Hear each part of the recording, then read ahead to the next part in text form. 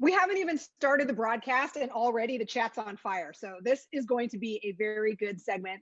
I'm Steph Stricklen, your host for the Sun and Fun Home Edition Performer Profiles. And today we have a performer profile that I am incredibly excited about. We've got the F35 Lightning II demonstration team joining us here on Facebook Live. So this is a chance for you to get your questions in live and in real time. But before we bring Beo in to talk to you about what it's like to fly that incredible jet, I want to have Greg Gibson with Sun and Fun join us right now. Greg, take me back to 2019. I was a part of this pre-flight show, and the hardware we had behind us was outstanding. Let's talk about that for a second. Yes, Steph, that was fantastic. You know, it's probably the most expensive set in the history of ever there. We had a couple of $1 billion worth of United States government hardware sitting behind us, probably the best security in history, too. So the F-35 Lightning II, we had a couple of those in the background, backed up by several of the heavies. And of course, our support from the United States Air Force is always fantastic, and especially Air Combat Command. So we appreciate that a lot, giving us that fantastic backdrop.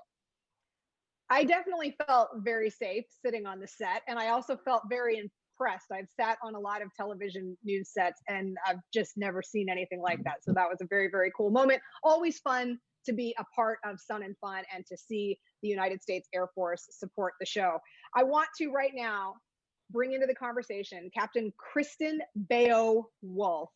Beo is a pilot with an interesting history that I think a lot of people, particularly this crowd who's watching, they're going to love this because you have flown both the F-22 and the F-35. Yeah, that's correct, Steph. About 3 years in the F-22 and then coming up on 2 years in the F-35 as well. Where are you joining us from? I'm in one of our demo offices out at Hill Air Force Base, Utah right now. What are you guys up to tomorrow? This is a really cool project that you guys are working on, and I want to make sure that we tell people about it right away. Absolutely. We've been planning this for probably over a month now, and we're lucky enough to have the 2nd Audiovisual Squadron on base with us. And they have this awesome live stream truck that they can bring out. And they're going to put it on a flight line tomorrow. They've got, a couple of high-res cameras that they're going to track me while I'm flying tomorrow. But the coolest part is you're going to see a lot of behind-the-scenes stuff that people wouldn't see at a normal air show. Not only the ground launch and recovery routine, but also you'll hear the safety observer pilot talking. Hopefully you'll be able to hear my radio calls to the other pilot as well. You'll hear the narration and some music playing in the background. So some really unique opportunity of things that people would actually not see even if they were at an air show. I can't wait to see it. I know I've been talking to your team about the hard work that goes in behind the scenes to produce this content. If folks want to see it, where can they find it?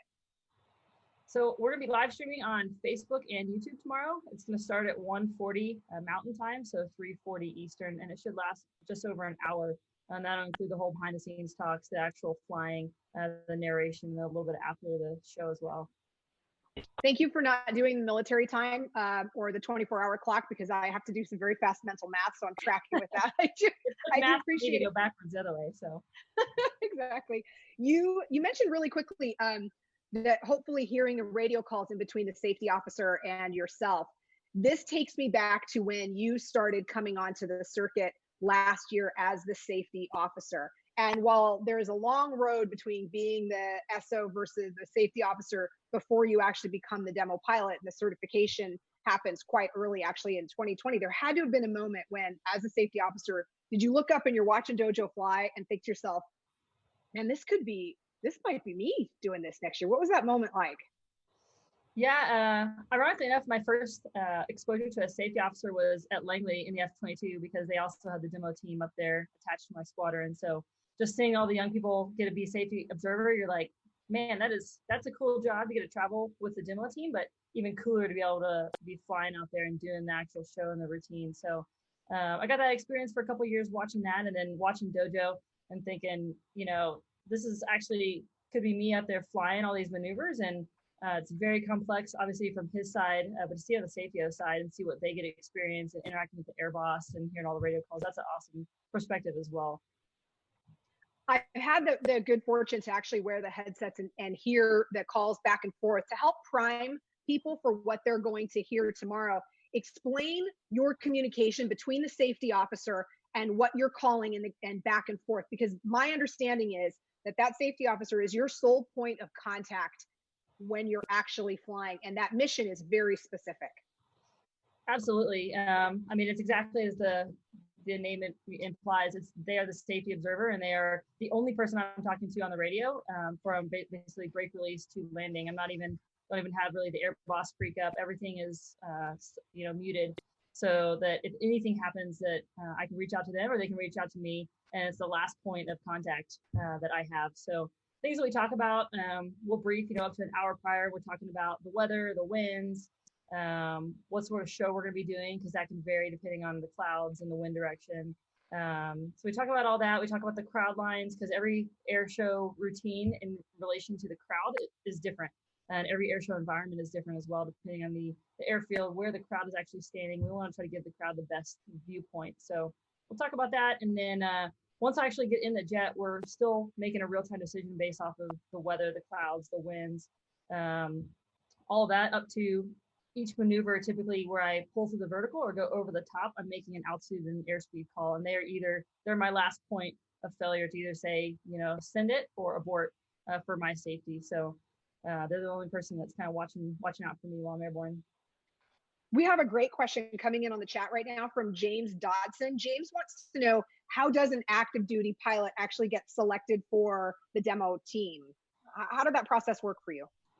I mean, I'll say kind of like all jobs, is a little bit of luck and a little bit of timing. But being at Hill, it was just an email went out of, hey, the demo team's moving up to Hill. Is anybody interested in this opportunity? And obviously leadership has a little bit of criteria that they're looking for, probably a certain number of hours in the jet, a little bit experience level that they're looking for, and then just kind of general airmanship. And then we basically just send an interest email through our leadership chain. They narrow it down, decide who they want to interview. You interview with the wing commander, the vice wing commander, et cetera, and they ask you very specific questions on your vision for the job and what your strengths and weaknesses are, and then ultimately it's up to them to pick who they want the next demo pilot to be. Our chat is actually going crazy, so I'm having trouble keeping up, which is a wonderful problem to have. I'm at some point the question's going to come, so I am going to say that we're not going to ask which is better, the F-22 or the F-35, because at the core of it, it's really one fight, one team. And given that you've had a chance to fly both of those particular aircraft, I'm curious from you if you can sort of compare and contrast or help people understand how these two work together. Mm-hmm. Yeah, you hit the nail on the head. That's the key part, is that it is one fight, one team. And hopefully, if night one of a war kicks off, we'll both be there together as stealth assets and stealth fighters, really. So it's really cool that we are very, very similar when it comes to, obviously, the stealth techniques that we use, and as well as the tactics. And then the sensors all being internal of the jet. That is also very similar throughout the F-22 and the F-35. What differentiates them is that the F-22 was designed to be an air-to-air fighter primarily, whereas the F-35 is more of a multi-role air-to-ground focused. But the cool part is that they both can do both. They can both carry missiles, they can both carry bombs, and so they can go back and forth depending on what type of mission set we're doing that day. But honestly, the F-22 is going to dominate the air-to-air realm, while the F-35 supports in the air-to-ground realm, and that's really important to have them both there supporting each other. How would you describe the difference between flying BFM or basic fighting maneuvers versus flying an air show? Given now that you've done both, what's the difference in flying? So the similarity is that you're always trying to max perform the jet. You're trying to get the best performance out of the jet that day through a variety of either unloaded rolls or what we call hard stop pulls. So that's the same in whether I'm flying the air show or whether I'm flying BFM or dogfighting. What's different is that I am not, maneuvering in relation to anything but the ground and the runway environment and the air show environment, the crowd. Versus BFM, I'm obviously reacting either offensively or defensively to a jet in front of me or a jet behind me and trying to kill as fast as I can. So that's the biggest difference, but still trying to max perform and make the jet as maneuverable as possible in the air show environment. Bill LaFlamme has a question in the chat. With all the different aircraft that the United States Air Force flies, how did you get into the F-35 program specifically? So I went through the F-22 program for 3 years straight out of pilot training.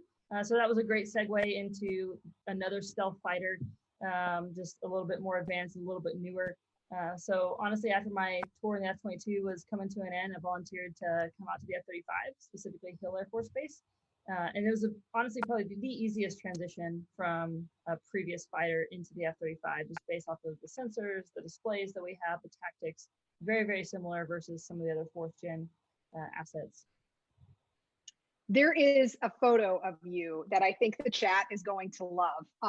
And one, you know which one it is, because I was begging you for it and I was so excited when I got it. And your public affairs officer was like, will you text it to me? And I've not done that yet, but I am grateful for you for sharing it. Being a fighter pilot is an extraordinarily physically demanding task. And one of the things that you do in training is go through the centrifuge. Tell me about that experience and why you have to go through that type of training. Sure. So I've been to the centrifuge twice. Once you go prior to flying T-38s and pilot training, and then you go again to get qualified in whichever follow-on jet that you're going to fly. Honestly, probably two of the worst days of my life. It's not fun. Very can be disorienting, and if you can see by the picture, it's obviously not an enjoyable experience. But so the picture you're looking at is about 7.5 Gs, whereas we get trained up to 9 Gs in both the F-22 and the F-35 profile in the centrifuge. But it's really, really important that they can be able to analyze your techniques and your ability to pull Gs in a safe environment prior to you actually getting into a multi-million-dollar aircraft and doing that. To make sure that your technique is on point and that you're not going to pass out when you go pull Gs in a single seat fighter.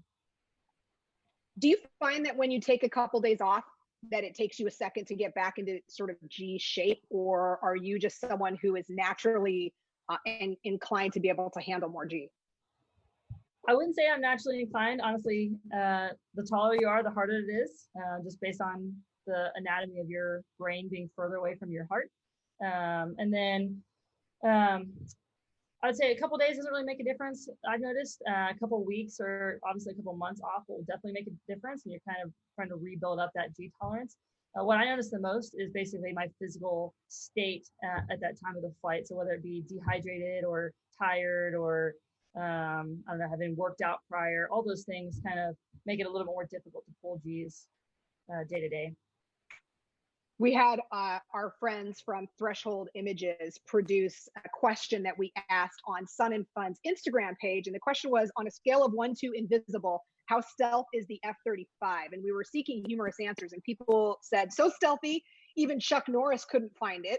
Someone else said, what F-35? And someone else said, so stealthy, you'll hear it before you see it. That it is a loud jet. It's extremely loud. Yeah. It's very loud, and even more so in the demo because I'm mostly an afterburner the entire routine.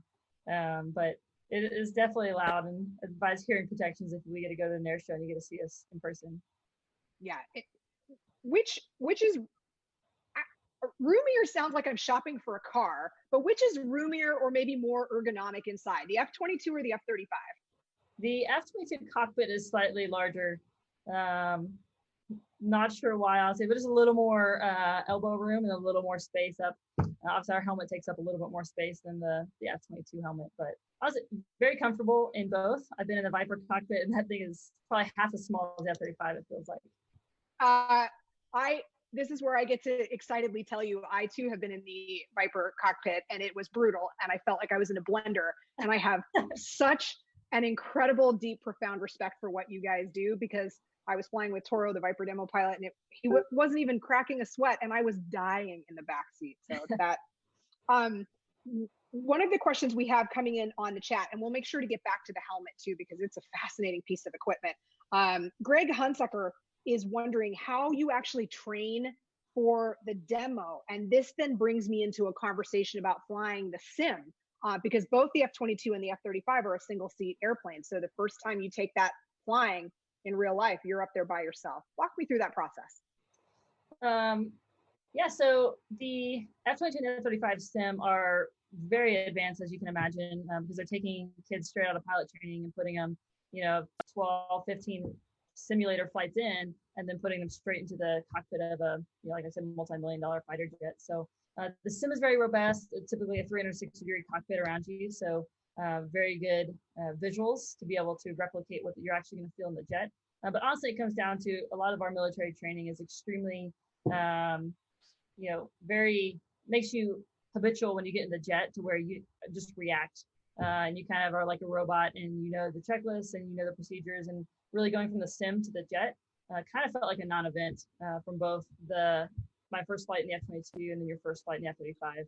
I mean, even something as complicated as it sounds, like going to the tanker or even landing the jet, you've just done it so many times in the sim, and it's such like real life in the sim that it was really surprisingly easy when you get in the actual jet. We have a kid who's watching with his family. His name is Cole, and he wants to know what the most exciting part about being a fighter pilot is. Cole, this one's for you. I mean, the most exciting part is that you just know that you can strap on a jet and just go fly and rage around at 700 miles an hour, and it's like a video game, pretending to shoot people and drop bombs and all that training. So that's the most exciting part day to day.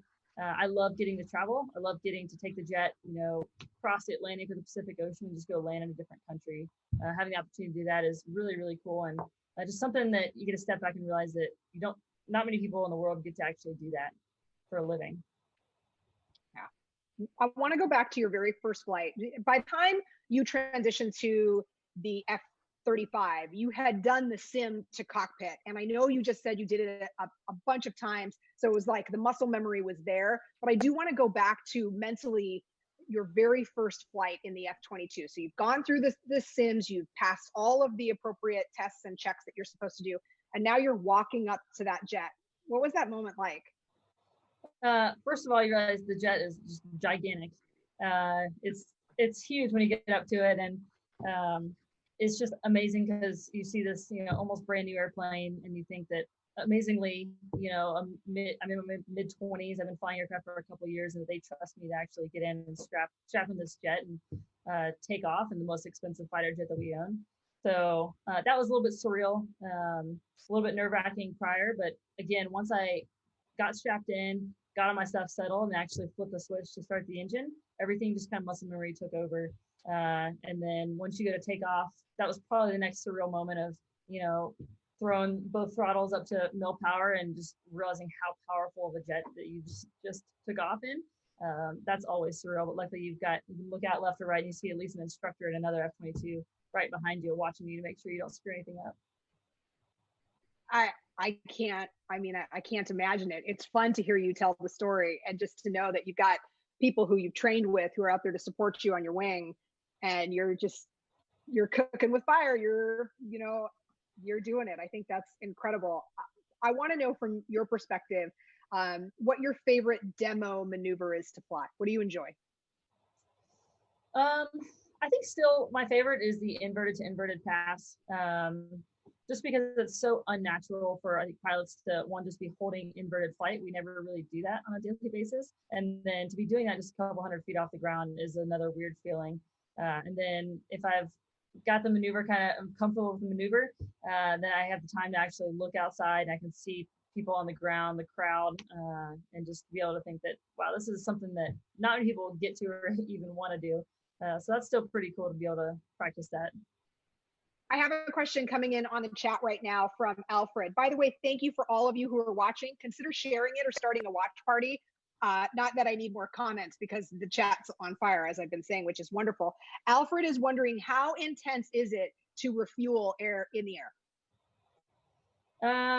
Again, honestly, we practiced it in the sim a couple times before we actually do it airborne, and then it can get squirrely, but honestly, if it's clear skies out there, no turbulence, then it's almost a non-event also, and it kind of comes down to muscle memory. We practice in pilot training something called close formation and close trail. So we've practiced flying a couple feet from another aircraft and doing maneuvers that way. So once you rejoin on the tanker, you're both going the exact same airspeed, and it's just very minor movements to be able to approach the tanker, get in a position where they can attach to the boom and then take gas. So it can become squirrely, particularly at night or after, if you've had 6 or 7 hours in the jet already and you're tired and the boomer's tired, then that can get a little more difficult. But honestly, less frightening than other things we do compared to like surprisingly, people think the opposite, but.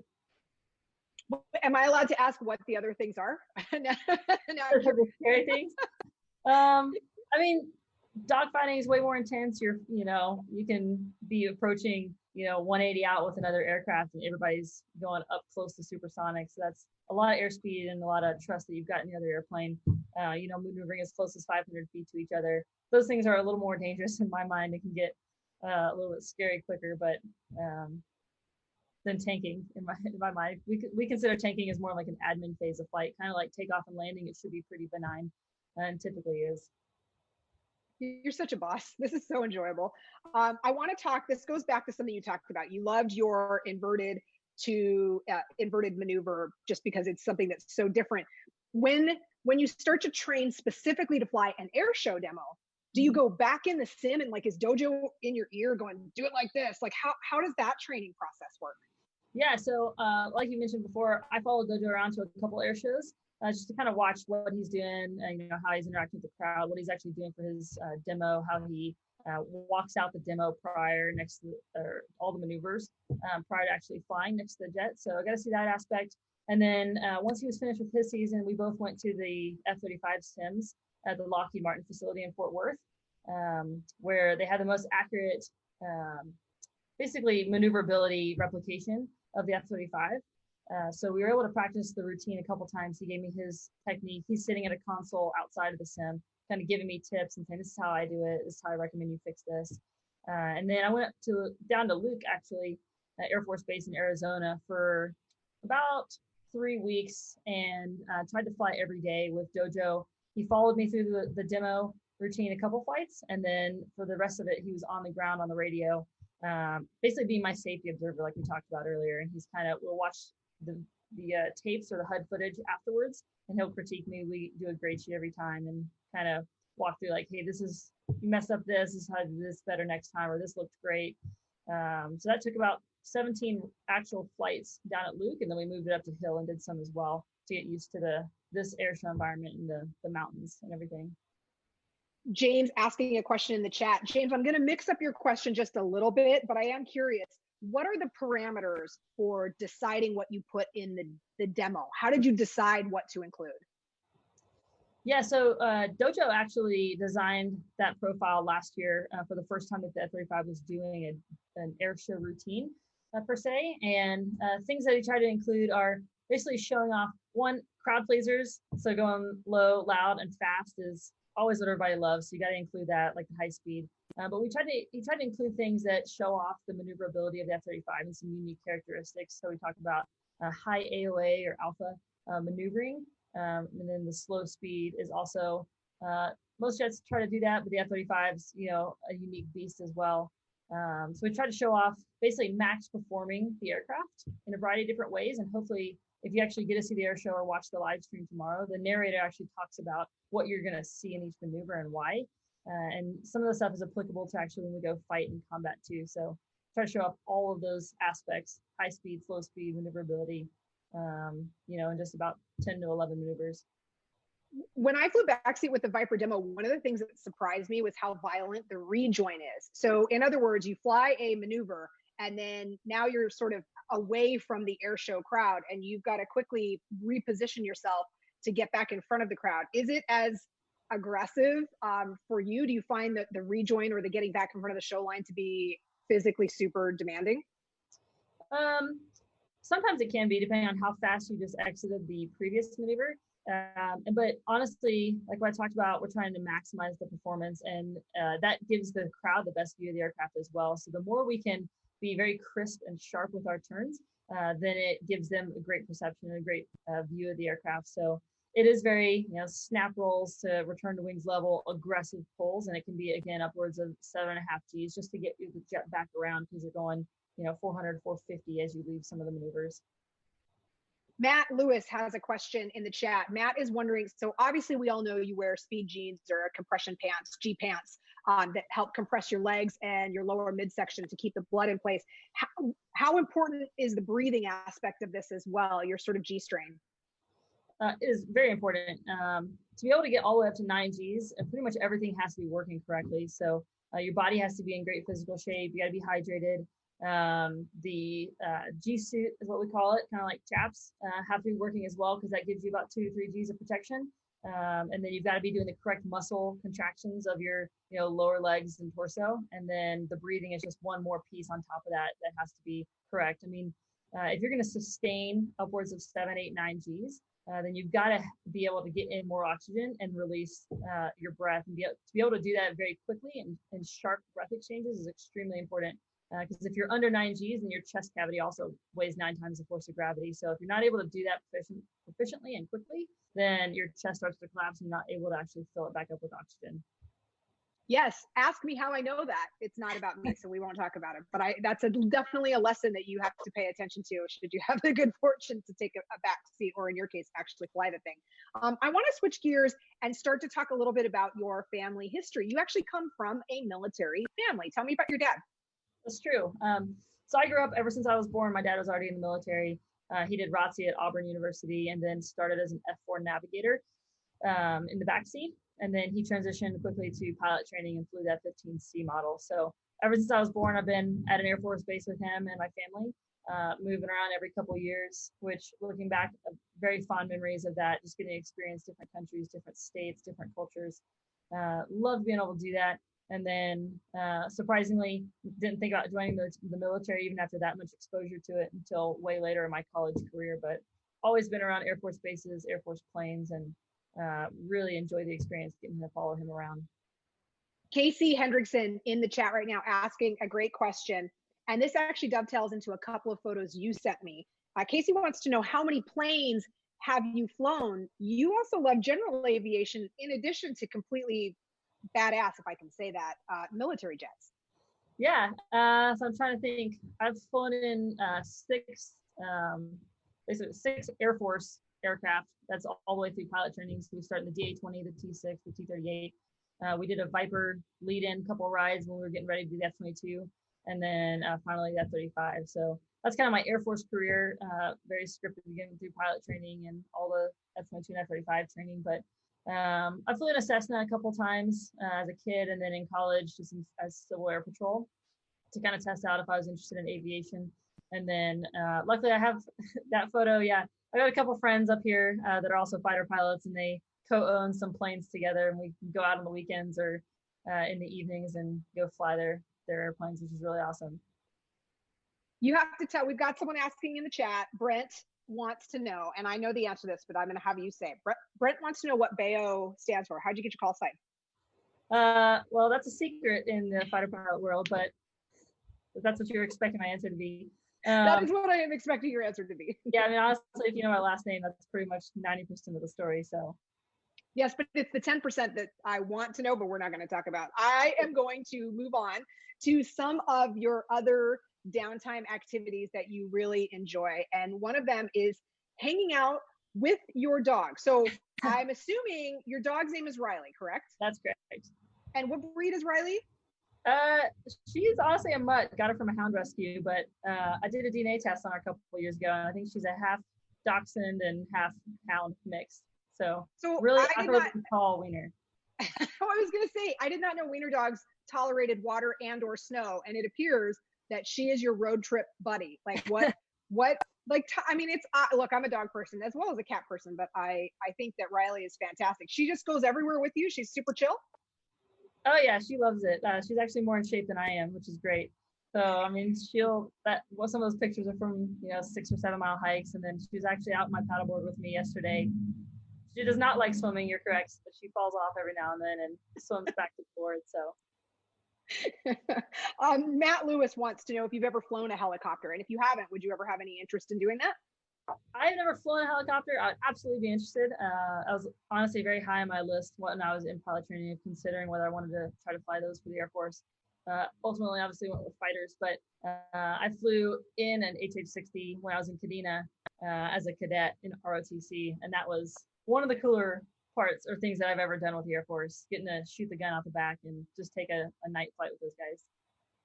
This is a great question coming in from Bud Goodman. Does Riley like to fly? Have you ever brought Riley up with you in one of your buddy's planes? She has never been in an airplane, either commercially or in any general aviation aircraft. I would love to bring her and pull 0 Gs and make her float in the back seat. but I need to get her some ear protection first. That's fair enough. One of the things that shows in all of the photos that you sent us of what you like to do outside of being in the military, clearly being physically fit and being a part of the outdoors is a huge part of it. And I think that kind of dovetails back into flying a high performance jet. For people who are interested in joining the military, what is the path? I think we've covered it in terms of physical fitness, but what is the path in terms of schooling? What do folks need to focus on? Honestly, finding, I think, your passion in whatever type of academic things you want to pursue is really important, because you're going to do much better if you actually like what you're studying.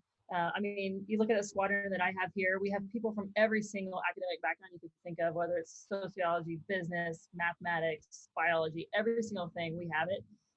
So that doesn't really, determine whether you can be a fighter pilot or not. Yes, we do have aerospace engineers in the squadron, but really, as long as you find your passion and do really well at it and have good grades and keep that high GPA, I think that's actually the most important part. Anna Waters joining the chat and wants to know, and this question was seconded by Rick, by the way, so thank you guys for joining in on the chat. Anna wants to know, what would be your ultimate air show to fly a demo in? Oh man, any at this point? I don't know. The shows that we were really looking forward to is hopefully we can still get up to Alaska next month or in 2 months. Chicago was one that was really high on our list that we're still looking forward to. Seattle, just because I love that area. I'd love to come up there. Honestly, any of the overwater shows are just such a gorgeous view where you have the whole beach crowd and the water and the skyline. Always jealous when I watch Dojo's in cockpit video on YouTube. Those just seem like really awesome shows to get to. But honestly, any show at this point, getting to show off the jet and take our team on the road is something that we're looking forward to. Even the small towns, you'll hear teams say that the small towns and the small crowds were honestly some of their favorite shows they ever got to go to. So we're looking forward to every single show that we can perform at this year or next year. My experience working with some of the smaller shows is that the entire town shows up. Everybody is there to support you. It's the biggest thing going on, and there's such a sense of community. And obviously, yes, any air show right now, we would welcome that. So fingers crossed that we get to it. I want to get back to one more downtime thing that I noticed about you. You both, you ski, like all kinds of skiing, water skiing, you ski in the mountains. Are you better at one or the other? I'm only good at skiing. Snowboarding was one of the most painful days of my life. I love winter skiing because that's most of what you can do here in Utah, and it's right in our back door, 25 minutes from your house to the mountain, so you can't beat that. But that's my grandparents' house, so I love getting out there and going water skiing as well, just being in the water in the summertime. So I can't say I prefer one over the other than if I'm in the summer skiing, I'm typically with family, and then in the mountains here, I'm typically with friends and coworkers. So equally love them both. That's a solid answer. So now we're going to switch gears and play a game. It's easy, I promise. Like but it's this or that. And so I'm going to offer you 2 choices, and on the fly, you have to pick one or the other. So we'll start it off nice and easy. Phone call or text message, which do you prefer? Text. Okay. I'm a millennial. Netflix or YouTube? I do like Netflix, but I have YouTube TV is where I get all my TV these days. So I'd go with YouTube TV. Okay. Cardio or weights? Ooh, I'm better at cardio, so I'd say that. Coffee or tea? Coffee. Easy. Mountains or ocean? Mountains. Nice. Hamburgers or tacos? Tacos. All right, your public affairs officer agrees. He's like, they're highly customizable. He told me you were going to ask the question. Okay, he's good. He's doing his job. He's good. Car or truck? Car. Star Wars or Star Trek? Oh, Star Wars. Easy. That was fast. Tactical pitch or dojo drift? They're the same thing. I asked Dojo. I texted him yesterday. Oh, yeah. I said, which one do you think she'll get a kick out of this? He goes, yes. He's like, he goes, they didn't have to keep calling it that, because in the video you've produced for us, like, you actually still call it the dojo drift, which I think is awesome. I think it's very funny. Now I want to bring Greg Gibson into the conversation. And this is really, really cool. we are bringing in a student from the Lakeland Aero Club who has a fantastic story. And Beo, this one, given your history with ROTC, is going to be very near and dear to your heart. Greg, tell me a little bit about who we're going to talk to. Oh, you're on mute. Sorry about that. My bad. Technical difficulties. Please stand by. Okay, we're back. All right. Steph, Beo, can't wait to introduce you to Bailey Barber. She is a recent graduate of the Central Florida Aerospace Academy right here on the Sun and Fun Expo campus. She is a race scholarship recipient and got her private pilot's license in March. This young lady's resume just reads like crazy. She was a color guard commander in the junior ROTC, Junior Air Force ROTC, and actually, as of graduation, she was a cadet colonel and the wing commander. So, pretty good stock here, I think, Beo. And she's got a couple of questions for you that she's got teed up and ready. So, Bailey, go ahead. Hello. So I have quite a few questions for you. We'll start off with the more serious ones before getting to the lighthearted side of the questions. So my first question for you is, what has it been like as a female in the position that you are currently in, and really as a pilot in general? Have you had to work harder to gain the respect from your team, or? Yeah, great question. In the position I'm in now, really the only difference I think is just seeing the effect that you can have on the outside world, not only airshow audiences, but really just females and young kids out there, particularly young girls, and get them inspired and actually excited about the aviation community. Something that I think that I have a unique opportunity to be able to do. So that's the only difference I've seen. Obviously, I haven't been to air shows just yet, but I've been to air show events in the past. And just getting to interact with those young kids and females is really, really exciting and really unique. In talking about as females, we have to work harder. I think I've been lucky, honestly, in my career that I have not noticed a difference in either the female or the male perspective in our aviation community. I think I'm lucky in that I'm in the military environment, which provides us professionalism that maybe it obviously exists in the civilian world, but it's very, very easy to just make it strictly about the military, strictly about aviation in the profession that I'm in. And I'll say that as long as you are striving to be the best at your job and the smartest and the most confident and have the best skills that you can in aviation, then I've found that you can actually get the same amount of respect from the men on the team as long as they're mature and able to accept that as well. So that's what I've seen from my 9 years in the Air Force now. So I hope that is the experience that you've had, and you continue to see that throughout the aviation community and particularly the military as well. Okay, well, my next question for you is, what advice do you have to give to others in general, and also specifically women, who want to go into the aviation industry, whether it's military, aerobatics, or even just general in aviation? First off, so I don't have a ton of general aviation or outside the military aerobatics experience, but all in all, I'd say no matter what you're trying to do in life, whether it's aviation related or not, is find a mentor that has been there, done that, and even if you don't know them, going up to them and saying, hey, I would love to have your advice. I really respect what you do.